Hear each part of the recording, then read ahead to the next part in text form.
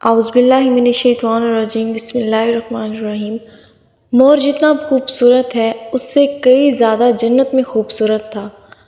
مور کی خوبصورتی پہ سبھی پرندے فدا تھے، لیکن ان سب خوبیوں کے باوجود مور سے ایسی کون سی خطا ہو گئی تھی جس سے اللہ تبارک و تعالیٰ نے مور کو جنت سے نکال دیا۔ اللہ تبارک و تعالیٰ نے جب حضرت آدم علیہ السلام اور اماں حوا کو پیدا کیا، اس کے بعد ان کو جنت میں بھیج دیا۔ وہ دونوں جنت میں بہت ہی پرسکون تھے، بہت ہی لذیذ میوے پھل کھایا کرتے تھے، لیکن ایک اناج جس کو کھانے سے اللہ پاک نے انہیں منع فرمایا، وہ اناج گندم تھا۔ چونکہ شیطان حضرت آدم علیہ السلام کی وجہ سے ہی جنت سے نکالا جا چکا تھا، اسی وجہ سے شیطان کی حضرت آدم علیہ السلام سے دشمنی ہو گئی تھی۔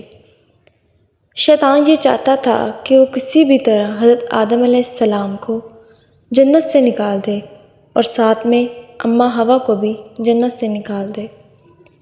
جب شیطان کو یہ خبر ہوئی کہ حضرت آدم علیہ السلام کو تمام میوے کھانے کی اجازت ہے لیکن گندم کھانے کی اجازت نہیں ہے، تو شیطان انتقام کی آگ دل میں لیے جنت کے دروازے کے پاس بیٹھ گیا اور 300 سال تک وہاں پر بیٹھا رہا کہ کوئی جنت کے دروازے سے باہر آئے اور شیطان اس سے بات کر سکے۔ ایک دن اچانک سے مور جنت سے باہر آ گیا۔ شیطان اس کو دیکھتے ہی بہت خوش ہو گیا۔ شیطان نے پوچھا، اے خوبصورت پرندے، تم کون ہو؟ مور بولا، میں مور ہوں، اب تم اپنا تعارف کرواؤ۔ شیطان نے جواب دیا کہ میں عالم کروبیا کا ایک فرشتہ ہوں، میں اللہ پاک کی عبادت سے ایک پل بھی غافل نہیں ہوں۔ میں چاہتا ہوں کہ میں جنت میں جاؤں، وہاں کی نعمتوں کا اپنی آنکھوں سے مشاہدہ کروں۔ شیطان مور سے کہنے لگا، تم مجھے جنت کے اندر لے جاؤ، میں تمہیں 3 ایسی باتیں بتاؤں گا جس سے تمہیں ابدی زندگی حاصل ہو جائے گی، تمہیں بڑھاپا اور بیماری نہیں آئے گی، تم ہمیشہ جنت میں رہو گے۔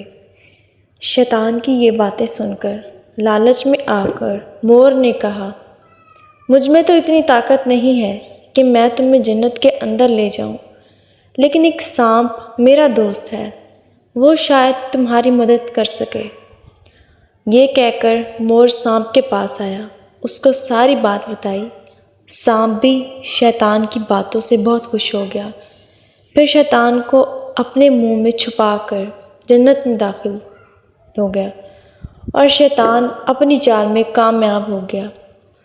جنت کے تمام نگہبانوں کو یہ معلوم تھا کہ شیطان یہ چال چل رہا ہے اور جنت میں داخل ہو چکا ہے۔ فرشتے شیطان کو جنت سے نکالنے لگے، تبھی اللہ پاک کا حکم ہوا، کبھی ابھی اس کو جنت میں رہنے دیا جائے۔ وہ فرشتے اللہ تبارک و تعالیٰ کے حکم سے رک گئے۔ شاید یہ حضرت آدم علیہ السلام کا امتحان تھا۔ شیطان حضرت آدم علیہ السلام کے پاس اور اماں حوا کے پاس جا کر اپنی محبت کا اظہار کرنے لگا۔ وہ دونوں ہی شیطان کو پہچان نہ سکے کیونکہ ماضی کے مقابلے میں شیطان کی شکل تبدیل ہو چکی تھی۔ شیطان کہنے لگا کہ میں چاہتا ہوں آپ دونوں ہمیشہ جنت میں اسی طرح زندگی گزاریں، ہمیشہ خوش رہیں۔ حضرت آدم علیہ السلام اس کی بات بہت غور سے سننے لگے۔ شیطان نے کہا، اگر آپ میری بات مان جائیں تو آپ کو جنت کی اور بھی تمام سہولتیں ملیں گی۔ حضرت آدم علیہ السلام شیطان کے بہکاوے میں آ کر کہنے لگے، یہ کس طرح ممکن ہے؟ شیطان کہنے لگا، ایک گندم کا دانہ اگر آپ دونوں چکھ لیں تو آپ کو ابدی حیات حاصل ہو جائے گی اور آپ جنت میں رہیں گے۔ یہ بات سن کر حضرت آدم علیہ السلام کے دل میں رجحان پیدا ہوا، لیکن ان کے دل میں اللہ کی نافرمانی کا خوف غالب آ گیا۔ جبکہ اماں حوا شیطان کی باتوں میں آ گئی، جس پر اماں حوا نے حضرت آدم علیہ السلام کو راضی کر لیا۔ پھر اس کے بعد ان دونوں نے اس گندم کے دانے کو چکھ لیا۔ جیسے ہی گندم کا دانہ ان کے اندر گیا تو دونوں کے سطر واضح ہو گئے۔